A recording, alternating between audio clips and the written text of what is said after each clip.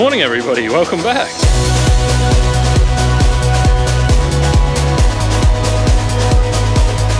Alright, quick update for everybody. I will try and keep this brief, but it is the 14th of May, I believe, which would be the perfect date for seeding wheat and barley should we have moisture, but as you guys know, we do not have any moisture, we do not have any rain on the forecast, so at this point we have completely abandoned seeding. We don't see any point in continuing on at the moment. We're probably a bit over the quarter of the way through.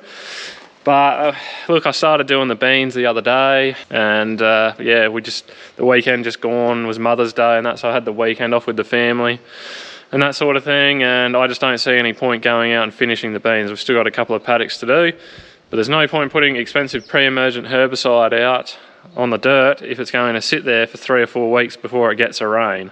We are not that big of a farm that we need to keep crushing hectares, so we can afford to just sit back now and wait a little bit and just see what the weather's going to do. Maybe when we get a bit of a forecast we can go back out and get back into it, but for now we're just going to leave it be because, yeah, like I said, there's just no point in spending all that money on those herbicides if they're going to sit there and do nothing. Their effectiveness will be diminished by the time it rains, so we're just going to play the waiting game for now. But what we got going on here now, got the Chamberlain here, it's hooked up to the feed mixer. All of our sheep are basically back around home here now. We're totally skunned for feed. It's going to be an absolutely brutal year for sheep feed because if we don't, well, it's looking like we're not going to get a rain until in June, which is very late, or pretty late. And when that happens, it's so cold, nothing grows here, you know. We start getting hit with frost. The feed on the hills and everything will just take forever and ever to get going. Any of the crops we've planted for feed, they'll just take forever to get going because the soil temperature will drop, the ambient air temperature will be low, and there'll be frost and all that sort of stuff, so we've got to feed sheep. We're going to be feeding sheep for a while, I think. So Dad's just been trying to get this going. It's been having some trouble starting. They charged the batteries and put those back in, but we've discovered a bit of a problem with it. Hopefully you guys can see that in the shadow, but we're not really sure what's happened here. We've had a couple of people helping us out, and we think maybe these batteries got hooked on the wrong way here when they got taken out to be charged, but that wire there's completely melted and it's broken. So I've got a new stretch of wire here somewhere that I'm going to put a new eye terminal on it. This wire is probably a little bit thicker, a bit more overkill, but I'd rather go a little bit thicker than a little bit too thin and having it burn out again. So we're going to repair this wire first thing today, and yeah, we'll hopefully have this thing running so we can mix some feed and feed some sheep.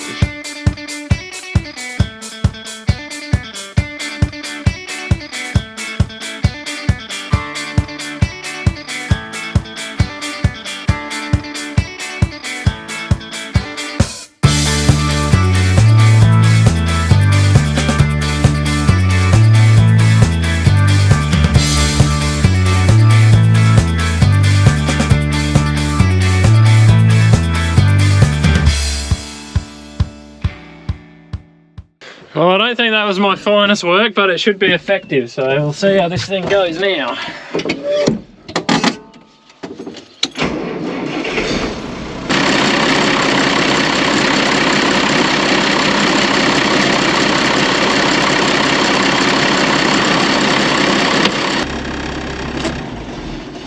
So long story short is, basically, Dad came over to this tractor the other day. Someone else had tried to put batteries in it. They were hooked up the wrong way, and it does not seem to be charging the batteries now. So we thought that wire might have been causing it. No, it's still not. They're sitting at about 12 volts with the machine running, with the engine running, and that's not good enough. It should be a lot higher than that. So anyway, I don't really have too much more time to play around with this now, but we're gonna have to have a bit more of a look at it. Whether the battery's been hooked the wrong way was what caused it, I don't really know. Maybe the alternator's just on the way out or something, because it was already having trouble starting beforehand. Like I said, we'll just have to look at it more. I've got some other things to go do now, so we're going to go do that. Alright folks, we are going to go for a little drive now and pick up a wheel track renovator.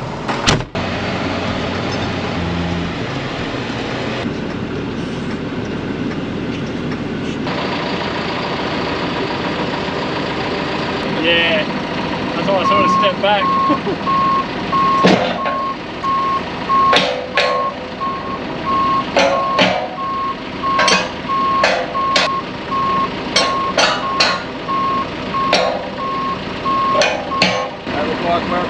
last year? Yeah, there's a scratch mark underneath, so if we aim to go that U-bolt there. Can't really go any further. Nah, well, it can't go any wider. That's 3 to 2 metres, so... I'll try that setup.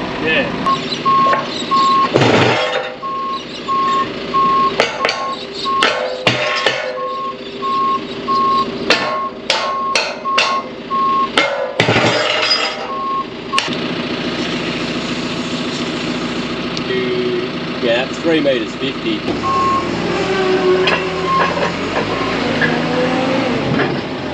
Probably not what you had planned today, mate. Hey? Probably not what you had planned today. I don't know, mate. All our sheep are back in the feedlot now. Yeah, right. That absorbs a bit of time too. Oh, it absorbs a lot and it's annoying. Yeah. Our old box going alright? Yeah, man. No problems at all. Faultless, that thing. When we owned it, never had an issue with it at all. Yeah. Right, fine.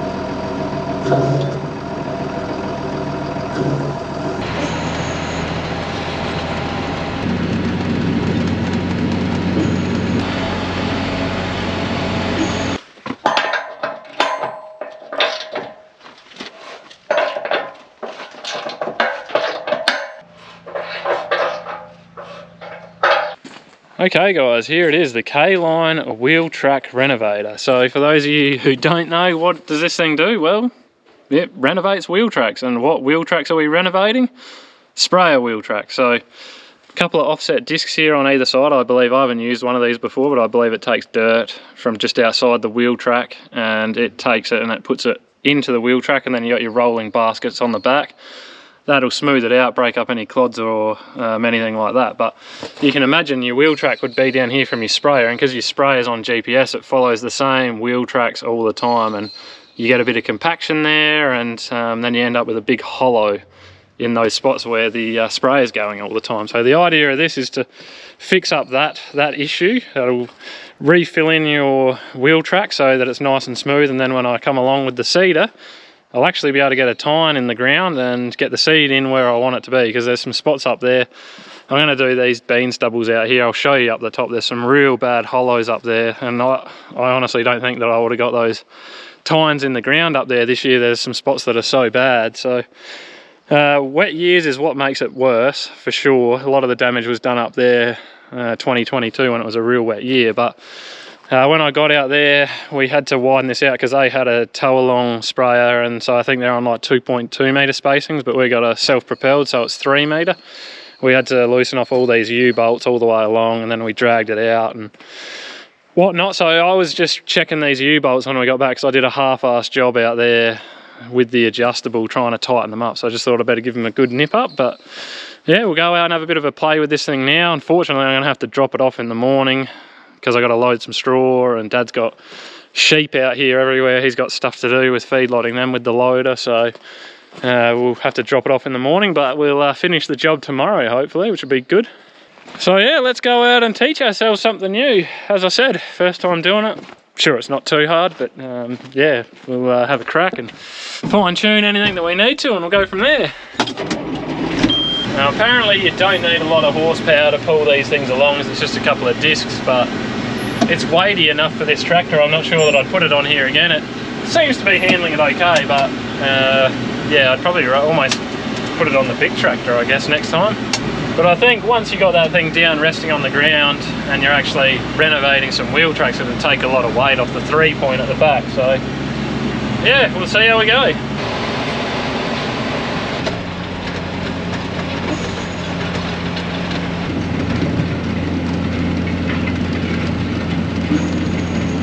Well, I think we're doing a relatively decent job. I'm just sort of playing around with a few things. It's maybe not quite as good on this uphill side. I just think a bit of lean on the tractor is maybe possibly keeping those discs at the front on the upside of the hill out of the ground a little bit. But anyway, I'll try and show you guys a bit of a... Well, I'll show you guys these wheel tracks here. These are almost about as bad as they get. But yeah, the camera probably won't do that justice, but that is a hell of a wheel track. If you went from the top side here across, so there's got to be a good couple of inches there difference between the upside here and in here. which is quite a lot. And this ground up the top here is without doubt going to be the worst. This is really heavy cracking ground up here. It's very fertile, it's really, really good soil. Down the bottom end of the paddock, it's sort of very hard red ground, so it just doesn't react. It's very different to this stuff here. But anyway, I have set a stop on the 3-point linkage just to keep my depth sort of at a consistent height, and I think we might just run a couple of passes over this and just see how it goes.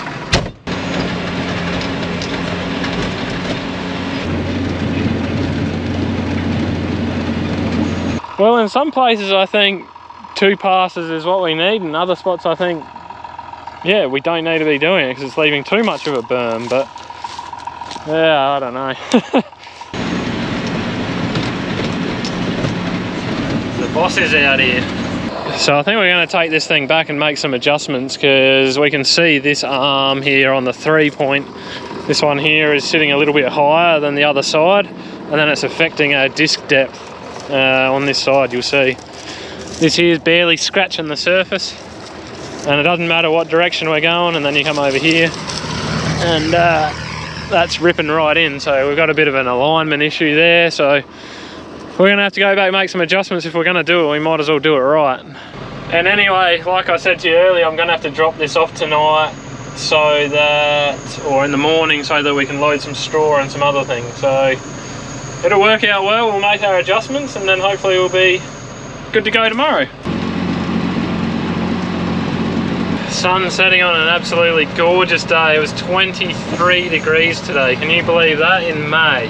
In May, we are merely a couple of weeks away from winter, and we're getting 23 degrees and sunny. So the farmer in me says send rain, but I tell you what, the winter phobe in me is saying keep that beautiful warm weather coming, baby. So this is what we're talking about. If you look over this side here, there's plenty of room under that disc there right now. Now, if we come around the other side, I'll show you the difference.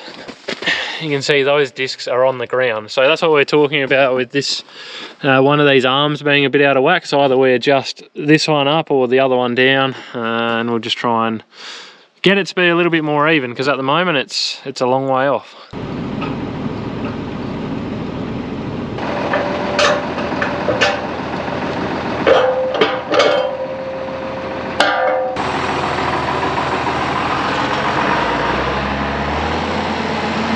Anyway guys, it's all been a learning curve, so we'll get back to it in the morning and see if we can't get it all stitched up and running smoothly. Morning everyone.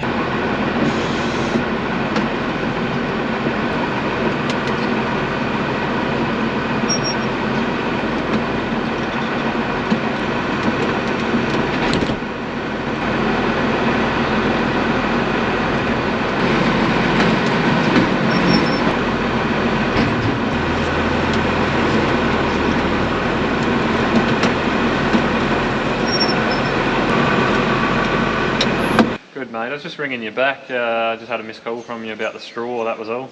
Well, I'll tell you guys what, it is absolute peak hour here this morning with straw. Loading people, getting phone calls about it. And I'll tell you, typically it's just been odds and ends going out with the straw, but I'm starting to get phone calls now for, well, I got a phone call the other day for 3 semi-loads. I got another phone call today for a couple of loads just then, and I'm just having to turn people away now because we've got to keep a bit for ourselves. I've promised some to some people already, and I'll probably need to take the ads down now, to be honest, that so that I stop getting phone calls about it. But it's just showing exactly how dry it is around SA at the moment. We're just crying out for rain. It's going to be a tough old slog with livestock, I think, this year. Prices aren't great. We're going to really struggle for feed because it's going to be a late breaking rain, and look, it is what it is. I kind of wish that I either cut all that cracking barley last year for hay, or I wish that I ended up windrowing the whole lot and baling it all for straw, the leftover bits, because there is high demand, very high demand for it at the moment. So anyway, these 3-point linkage arms, this one here is sitting higher than this one here. So I need to try and level these up a little bit, because as you saw yesterday, it wasn't really sitting very level at all, and it certainly wasn't doing a good job.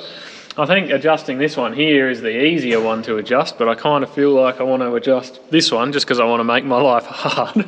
But no, we were talking about it yesterday, and we think if we got these arms here down lower, or at least match this one up with this one, that'll bring the pins at the front of the wheel track renovator down, and we should be able to get it a little bit more level, because what it was doing yesterday was it's sitting a little bit low at the back and a little bit high at the front, and by having these arms down a little bit lower, hopefully that'll just help us get our alignment a bit more. So we did also swap this center arm down to this bottom hole, which made actually a massive difference. So look, I don't think it'll matter too much what I do, but yeah, maybe I might just try and wind this one down. We'll see how we go.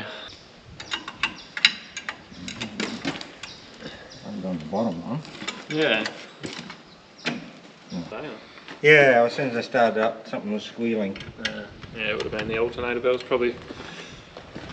It would have been a hell of a load on it because it wasn't charging. So I mean, once it warmed up a bit, it quietened down. But yeah.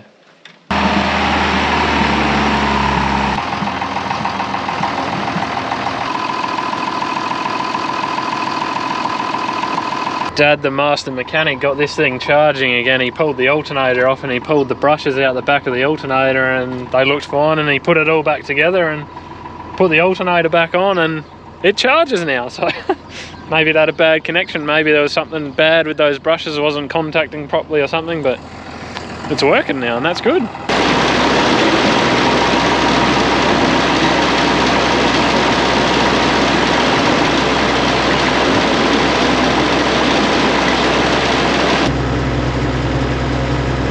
We got bolts coming up on there now. We did not have that before. Now that I've got the actual loader back, because Dad had to mix some feed, we can have a crack at this. Lower.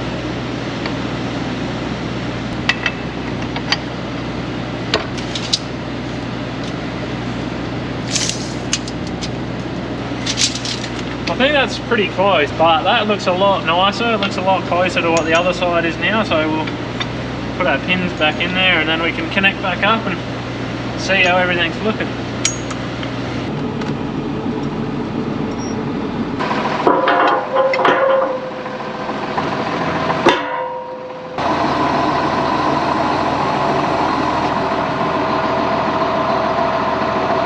sorry? So it's looking $1 million now, Yeah. compared to what it was.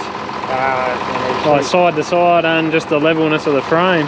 Oh well guys, I think we are looking at $1 million at the moment. It's sitting very evenly, both front to back and side to side. So yeah, looks like we should be able to rip into it now. So it is already late enough, I haven't eaten yet. I'm gonna go get some food, a water bottle, and then we're gonna hit the wheel track trail. Got the sister coming up from Adelaide tonight, so it's customary to smoke some meat, isn't it? Let's do it!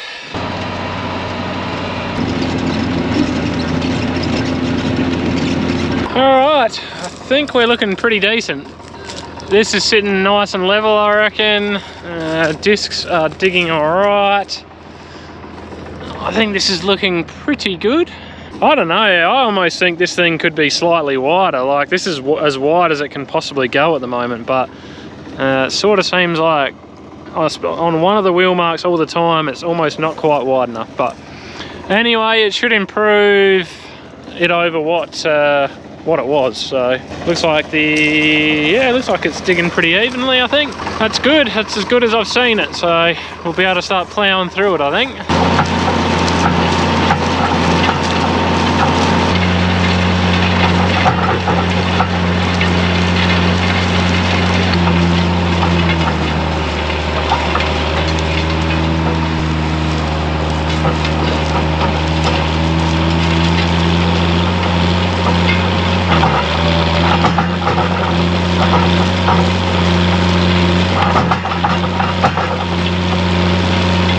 Well, I'm about as happy as I'll be with the job it's doing. I think it is berming up a little bit. It tends to on one track, but when you actually look at it, it's like, for instance, you might not be able to see it here, but the wheel track's kind of right down here, and that's the edge of the one disc there, and the other disc is all the way over there, so it's not really throwing all the way onto the wheel track.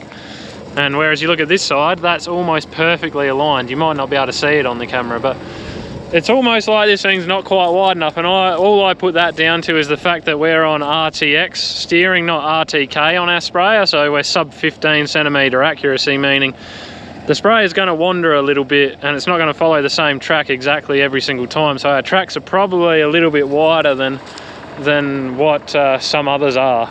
But yeah, look, at the end of the day, we are going to be running over this again with the sprayer when we come in here and spray it. So that should flatten it out a little bit. I did end up lifting up my stop on my 3.1 more because I thought it was digging plenty. It looks a lot nicer now, I reckon. Just doing a nice little bit of a scratch in there. The other thing I was looking at while I was out here is what sort of a job my snail baiting did over Easter.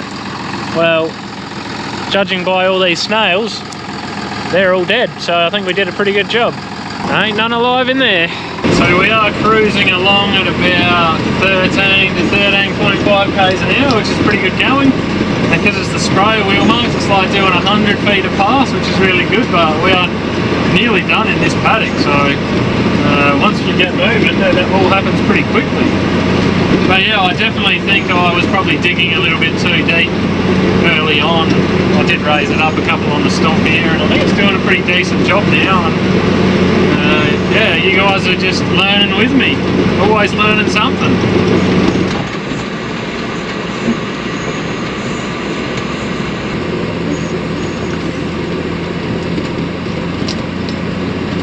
So yeah, I guess you could be using auto steer in here, but because the sprayer's on Trimble and this tractor's on Topcon, there's no way that these AB lines will line up exactly, so I'm just freehand steering it. It's 100 hectares to do. You know, got this handy dandy thing in front of me called a steering wheel, so we're just using it. Yeah, it keeps me occupied while we're doing it. On the last straight now, we're going to go back get some diesel and yeah, we'll get on to the next 100 acres.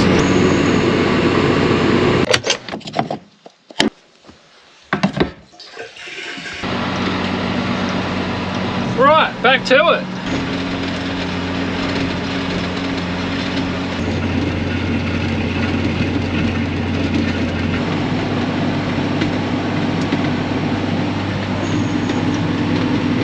Traffic jam out here, wheel track renovating.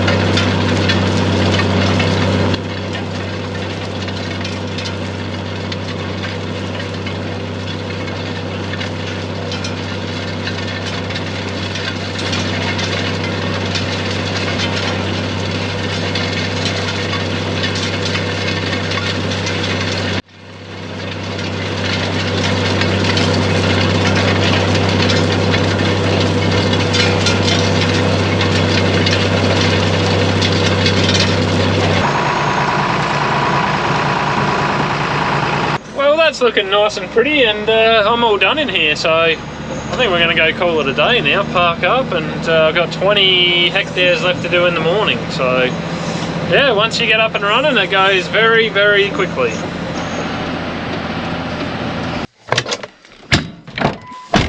Well, I will certainly be interested to see the results of that as time wears on. There's definitely some areas where I went probably a bit too hard, and some areas at the end there where I went maybe a little bit too soft, but we'll see what happens. And with all that being said, that is the end of another episode. I just wanted to say thank you to everyone for watching the videos. We really do appreciate it. If you want to support the channel or you want to see more videos, just consider liking and subscribing, because that really helps us out. You guys have yourselves a good one. Until next time. See ya.